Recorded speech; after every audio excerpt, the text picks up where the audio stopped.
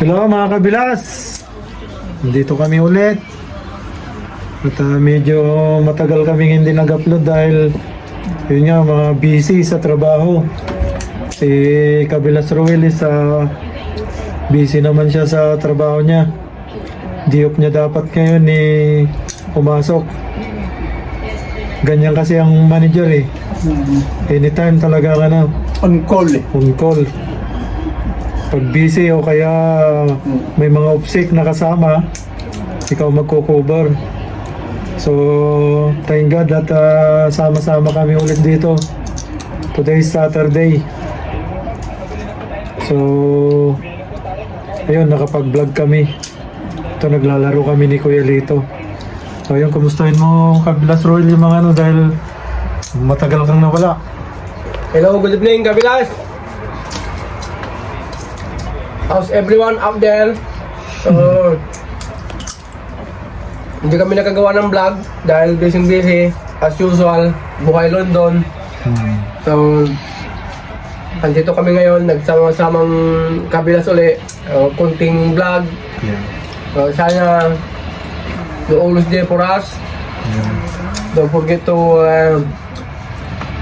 subscribe and share na rin para lalong dumami tayo mga Kabilas.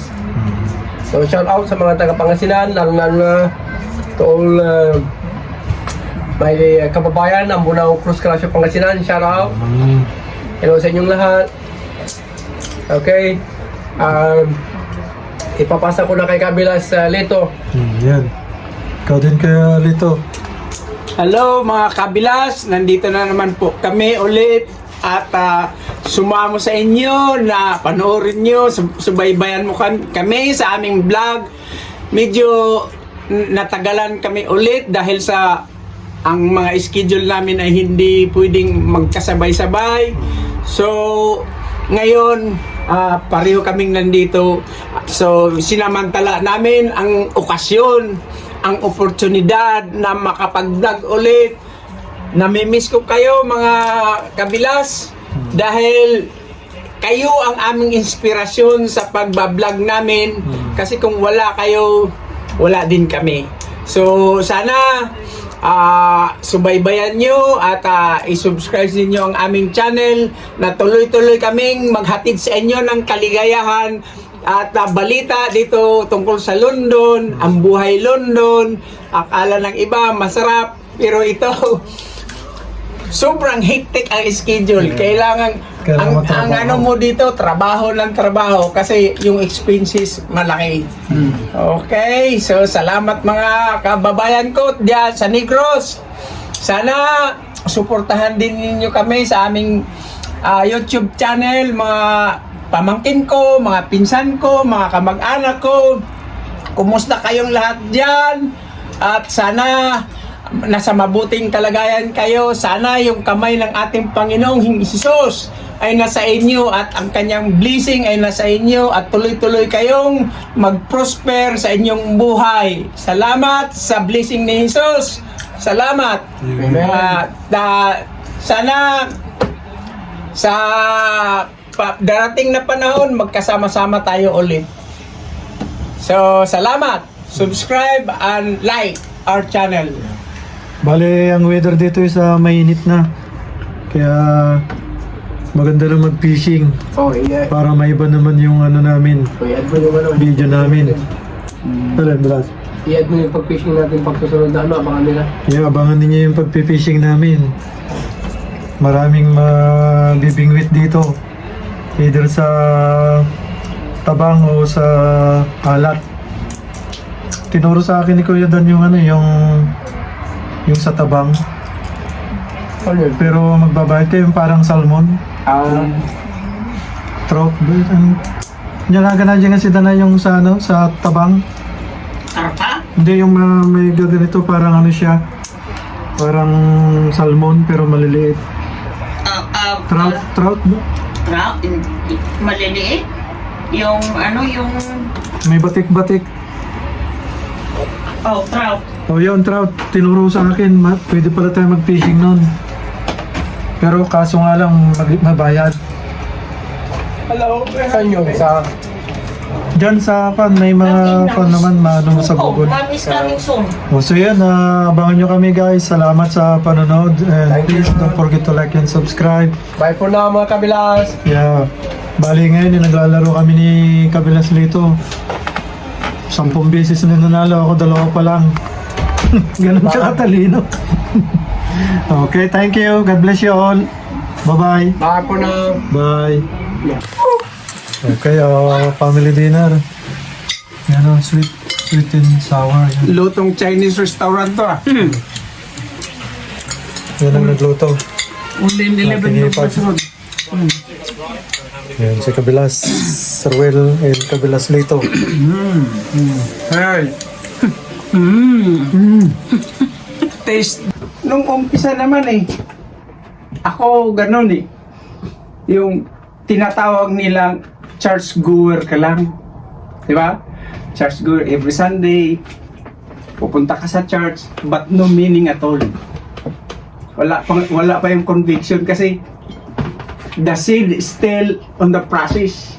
Nandun pa sa soil yung seeds eh. Hindi pa Hindi pa umusbong eh. Umusbong. Once the seed, di ba? Makikita mo na yung gumagano na yung mga dahon-dahon. Oo. Oh, that's the Yung, time. yung rejoice, yung happy na, Oo. yung nararamdaman mo, galak na, no, yung tinanim ko, ano na. Doon na ang rejoicing mo ngayon. Oh, magbubunga na ako. Di ba? Mm. Kagaya ng panganak, yung babae. Di ba? Once the child is in their womb, mahirap, masakit. Tapos iniisip niya nung pagpanganak talagang masakit. Wala pa yung rejoicing niya. Pero once the child was born, it's already outside. Pain, wala. You will not think the pain anymore. Wala. Sabi nga nung kani, ayaw ko na. Pero 1 month. Diba? Diba? Ito, kayo mga babae, naranasan niyo yun, di ba? Yeah. During the pain birth, talagang hindi mo maisip yung rejoicing, di ba? Wala pa yung rejoicing mo. Noon, yung process na yun. Kasi yung seed, nandun pa sa soil eh. Nandun pa sa lupa yung seed eh. Once the child was born, di ba hindi mo na naisip yung sakit? Oo. Hindi mo na maisip yung Nandun yung galak mo rejoicing na rejoicing. Everything is rejoicing. Ganyan ang mangyari sa atin. Once we are already saved, na sure tayo sa ating salvation, doon mag-umpisa na yung galak. Lord, thank you, Lord. Thank you. You have given me this opportunity, Lord. Whatever may come, I know that I will be with you in paradise. Yeah, doon, ang rejoicing mag-umpisa. Ang ganda rin nung naging example na yung seed. Diba pag nagtatanim tayo, pag nakita mo na Oo, yung... kunti lang nakita mo na ano na tumubo. Grabing Oo. tuwa, no? Oh. Sabi mo, ano na to, malapit na. Rejoice na rejoice ka. Oh. Yo, Hindi ko nga, kinakausap niya lagi yung mga Yeah, ampalay niya. you have to talk because they have also life. Yeah. But one thing is they don't have spirit. They have life but they don't have spirit. Birds, plants, everything. Only lives. human has a spirit. Even the animals have no spirit. Pwede mo silang kausapin but don't worship Yeah, them. don't worship. Pero nandun lang talaga yung galak mo na nakita mo na tumubo na yung ano. Yeah. Tsaka green na green. Ewan ko ba bakit ganun tayo tuwang-tuwa no? Pag green na yung nakikita natin. So that is the start of rejoicing when the birth pain is out. Diba? Tinanim mo yung... Hindi mo pa nga alam kung totoo ba yun o hindi yung seed na inano mo eh. Tinanim mo. Pero once, makikita mo na yung down no? Pero ang, Palakpak ka na eh. pero ang Panginoon ang magpapatubo talaga. Yeah. So, don't think na ikaw nagpapatubo nun. It's God. God. It's the Holy Spirit. The one. Kasi lahat ng nangyari Kahit gaano mo ka gusto na yung yung dumami o yung kung hindi talaga ng Panginoon na magkakaroon ng wala din, mamamatay din. Oh. If God will not allow it to grow, wala. It will not. Kaya sinabi ng Panginoon sa mga apostolis niya na go to the nations and share the gospel, preach the gospel, but rejoice kung sino man yung tumanggap, but rejoice also to those people na hindi tumanggap, because you are not the one is rejected, it's me. Yeah, si Jesus ang nireject nila, hindi ikaw nga nagpe-preach. Okay. So, thank God na talagang kanyang napakaikli ng mensahe pero kung It is valid for us. yeah. So, i-ano natin yun. Kasi good or bad, may purpose. Yeah. May purpose ang Lord. Para sa ikabubuti natin lahat yan. Diba? Yung sa Thessalonian o First Peter, diba? Hardship produce perseverance, diba? Yung may stage yun na yung hardship produce perseverance, produce joy when you achieve. Nasa word of God yun eh. So yun, maraming salamat. At i-close na natin.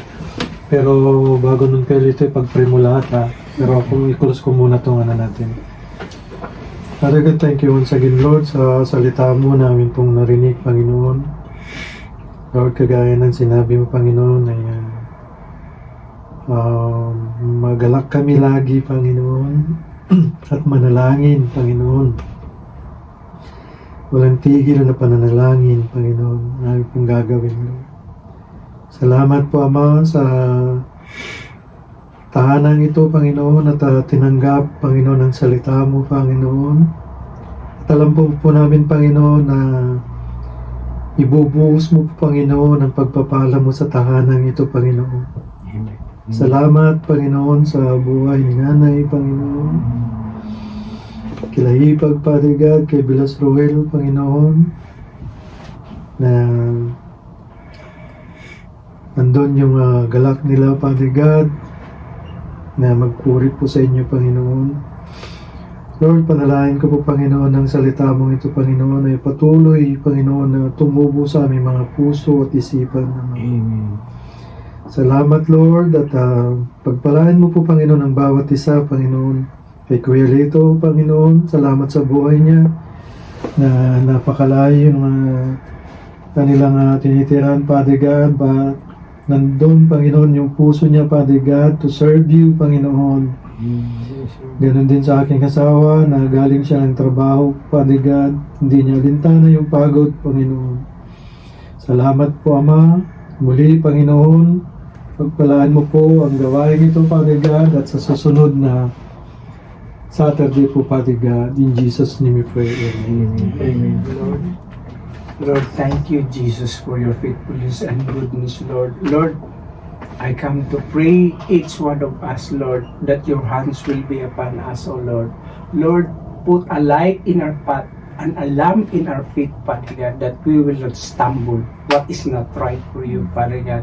So, Lord, gabayan mo kami, Panginoon, sa aming mga lakad araw-araw, Amen. Panginoon, Yes, na Lord. yung ilaw mo ang siyang masusunod namin, Panginoon. Masumpungan namin ang ilaw na yon, Lord, na magdadala namin sa aming tagumpay, sa aming paniniwala sa iyo, Panginoon. Lord, samot dalangin ko na each one of us na basbasin mo kami sa iyong banal na Espiritu Santo, Lord, because we believe that the Holy Spirit is in control of this world as of this day, Father Yes, God, Lord. So, Lord, To believe, samot Father. dalangin ko na ang buhay ni Brother Jigo, Lord, na you will continue to bless her and guide her, Father God. Lord, let your anointing will be upon her, because the desire of her heart is to preach and to share the word, to share you, Lord Jesus, because there is something that is powerful. There is something joyful in your name, Lord Jesus Christ. So, Lord, bless Brother Jigo and always prosper the desire of your hearts, Father God, and guide him and lead him. And Lord, I pray also for our brother Ruel, Father God, as he is beginning to be hunger of your words, Father God, as a revelation. When he read the word, he got a revelation, Lord, that is sharing to us, Father God. Lord, continue to shower him your anointing upon her life, Father God, that her desire in her heart will not be his own.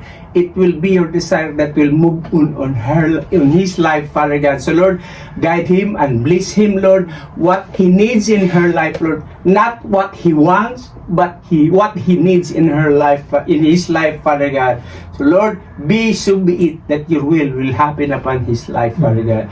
Lord, I pray for the life of Jasmine, Lord, as you have given me the revelation. It is the great purpose, it is the fruits of our Bible study, Lord, that now she is in the church, Lord, because Lord, you said that when you are bind together on all believers, Lord, you are part of the family of Jesus Christ. So Lord, I believe that Jasmine now is a part of your family, Lord, that he will have her own ministry, Father God, that he will be hunger of it, Lord, that he will also share his salvation that she has received to you, Father God. So Lord, let it be that she will desire to save others, all her loved ones, Father God. So Lord, grant her desire of her heart, Lord. Guide her and lead her and protect her with your precious blood, Father God, that no harm will come to her.